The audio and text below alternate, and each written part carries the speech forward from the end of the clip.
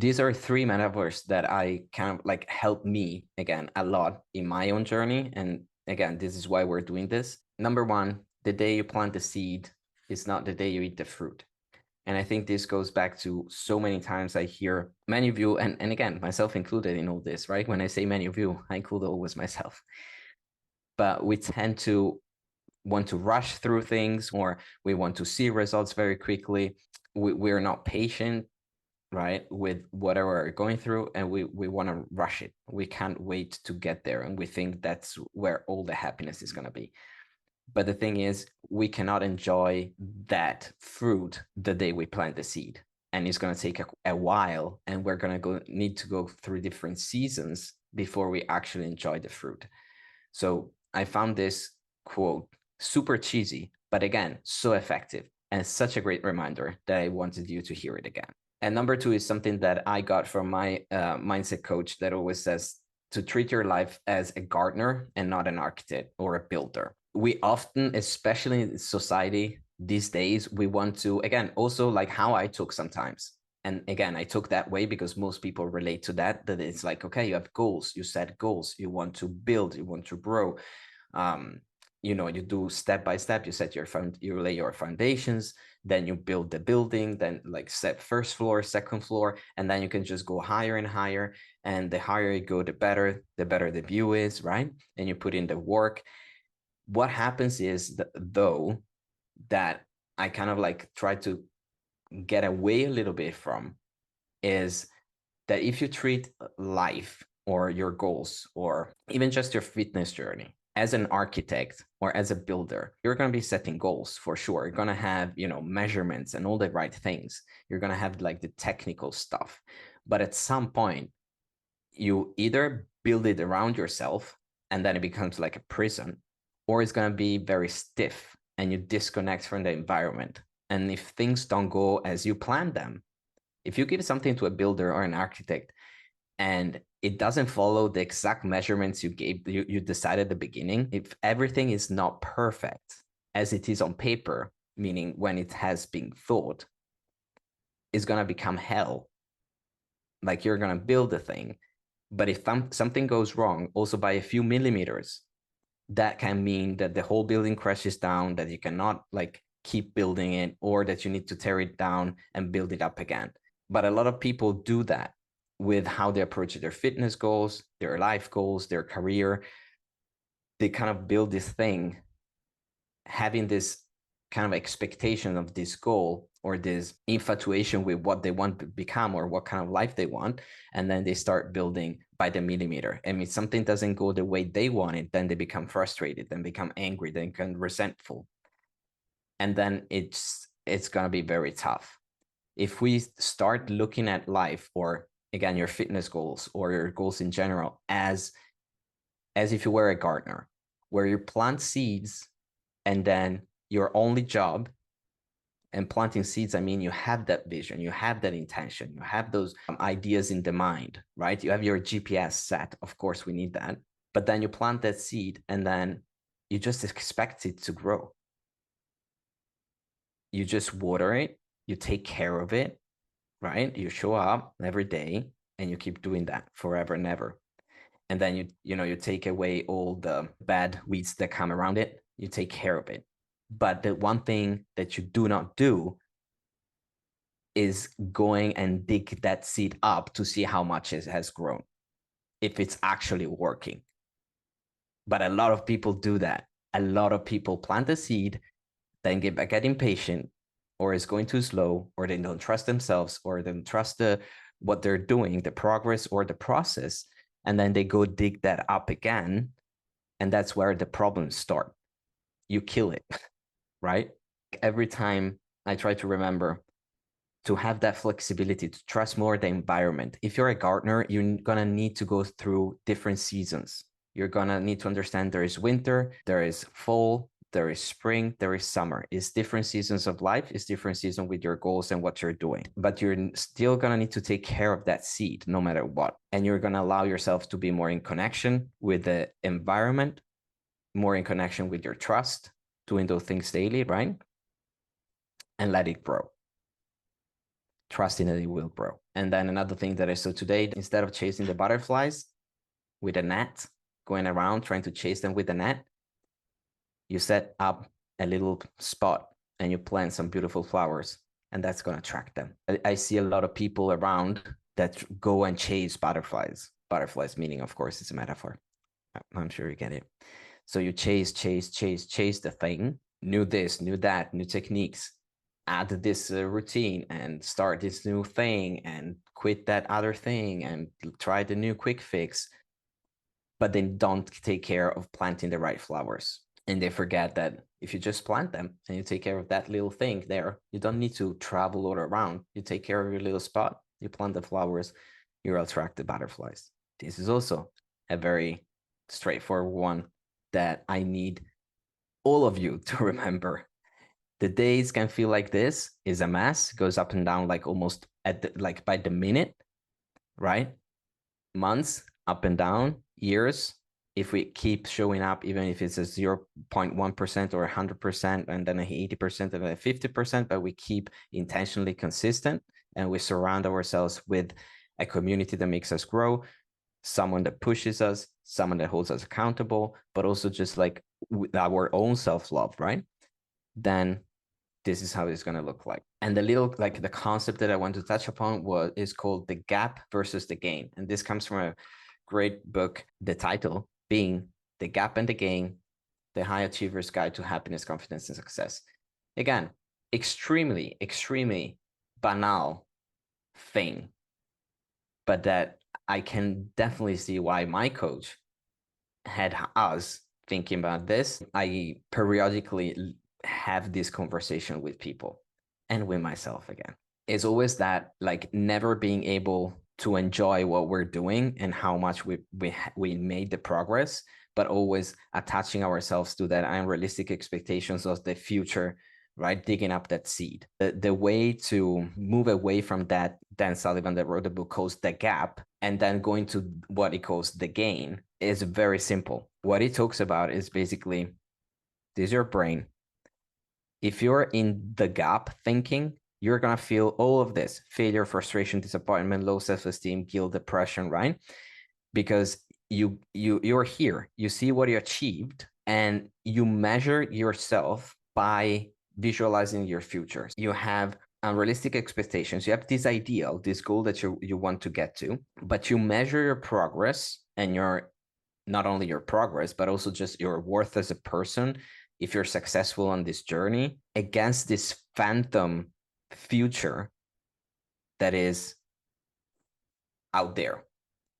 So every time you measure forward, you're never going to get there, or you're not there yet. So there is this sense of separation. Separation hurts. Then, of course, all the self-talk and the things that come up are negative. Being in that state is never going to propel me to actually take good action, to actually have a certain energy. The actual thing that we need to start doing is looking at the gain. Again, very simple. We achieve some things. What do we measure our success, our progress, our well-being? Backwards. So we measure backwards for growth. Where were you 30 days ago? Where are you today? How much did you achieve in the past 5 years that you never expected you would achieve? And that, having that sense of accomplishment and seeing, I still have that ideal. I still visualize. I still have my GPS up here. I still have that intention. But I also train myself to always remember where I come from, kind of thing. That is going to give you much more gratefulness, success, right? Confidence, higher self-esteem, because you see, okay, I managed to come to here and I overcome all of these things. This might mean something. And because we're at that higher energy state, it's going to be easier to then go actually do the thing. And then it literally becomes like a self-fulfilling prophecy in the positive, in the right direction. If you want to train yourself more in how do I see these gains instead of always seeing the gap, because we're really good at seeing the gap, but we need to remind ourselves constantly to see the gain. These are just 10 questions that I would ask myself, even on a monthly basis, especially at the beginning, if we want to start having more of that, the gain thinking instead of the gap thinking, to just look back and see, How have I grown in the past 3 years? And all of this in the past X years or X amount of time can be changed as you please. This is just for inspiration. What are the biggest things I've learned in the past X years? What are my top 10 important accomplishments I went through and got in the past 12 months? What are the most meaningful experiences I've had? How, and this is an important one that I think a lot of you probably don't consider or see, how am I clearer on my vision, life, and goals than 90 days ago, or 30 days ago, or 7 days ago, even? In what ways is my life better than X amount of time ago? What important progress have I made? What progress have I made in the last 24 hours? What 10x leaps have I made before in my life so that I can go back and see, hey, I made that happen before, means I'm showing myself I can do it again, or even better. Or what 3 wins did I have today? If we are going down, how tough it is to not see the progress, or always doubting ourselves, or having difficulties seeing all the things that we accomplished, and then we're just very, very good focusing on what's going wrong. It's just tougher to focus on the wins and gratefulness and all that. This was shared in a group that has a lot of other coaches that kind of do the same things that I do, in different like health and fitness mostly. And there's people in there that have insane lives on paper. These people have the most insane houses, the most insane bank accounts, the most insane lives on Instagram, and there's big fish in there. But they're still needed to be reminded of these things. And they're still, that again, those might not be your goals. They're not even my goals, most of them. But the thing is, we always think, oh, when I get there to that ideal, then everything is fine. And we just don't remember that we need to start cultivating those things now, because otherwise we're never going to be able to see what we gained and how we're actually doing if we only have that thing of pushing and never realizing how much we're already doing and how far we've come. I literally have some days where I feel like, wow, I have the most perfect life I've ever, like I could ever imagine. This like the dream coming true. I'm like, you know, you have all the affirmations that you have in your head. Everything is perfect. And then literally 2 hours after, not even 2 days after, right? It could even be 2 hours. It could be even 10 minutes. And you're like, no, no, no, there's more. I need more. This is not enough. Gotta do more. We literally fall for this kind of mind traps. And the key to that, I think, is first of all understanding that it's very normal and it's gonna happen even like daily, not only weekly or monthly. And also understanding, okay, is there anything that I need to do? Because again, most of the time we are in a society that is striving for be everywhere and like get there faster and build faster, right? So we have that, we need to keep that in mind. I think it's just like recognizing it, acknowledging it, and then give yourself space to just have that. Because again, neither one or the other are wrong. I can be grateful and still want more, kind of like that crave for more. I want it in my life. We do want it because we want to grow, right? We want to experience more. We want to impact other people, but also just remembering that it can be done in a way that aligns more with actually living life. So be more present. That usually tends to help. When we start something, our energy is high, it's new, it's exciting, even just with relationships, right? Everything is like popping fire everywhere and super exciting. Then it kind of fades out. We know that happens. That's why we have coaches. That's why we have someone else that can grab us when we cannot raise to our standards, or when our standards are not as high. And then that's why we cannot rely on motivation and the first sprint, but we need to build systems and know ourselves enough so that we can keep going, even when the motivation is not there, even when things are not like as whoa, exciting anymore. That is literally why the past whatever 5 years I have a budget for myself that is my education budget. You have your fun budget for shoes, clothes, and all that, you know, oh, this nice food and the shoes and the clothes and Netflix and Spotify and YouTube Premium and this and that. But how many of you have an education budget, something that you're like, this is money that I invest in books, in courses, in coaches, in mentors, in therapists, in something that makes me grow. But that's why we need to be intentional. It has to be a choice. It has to be mechanical at the beginning. It doesn't come automatic for us as humans to just think positive. Or, and again, I don't really like to like have the positive thinking. I think that's bullshit. But like just the neutral thing, just seeing, hey, this is how much I achieved, this is how much I have to go, and take the meaning away. Again, that's always super important to remember, right? We still have the power to choose even when we don't think we do, because our thoughts, like, we go in the gap automatically, we fall in that gap constantly automatically. That's, again, our brain, it has negative bias. With intention and focus, we go and change that. But it's most of all like that thinking, like stopping the spiraling just by zooming out. That's why we speak about raising awareness, by being present and having that like shift of being able to kind of like zoom out, see the thoughts that are popping up, being able to quite like detach from them, not seeing them, oh, that means that, but it's just like, okay, let me see what's going on here. And then having that reframe. You want to have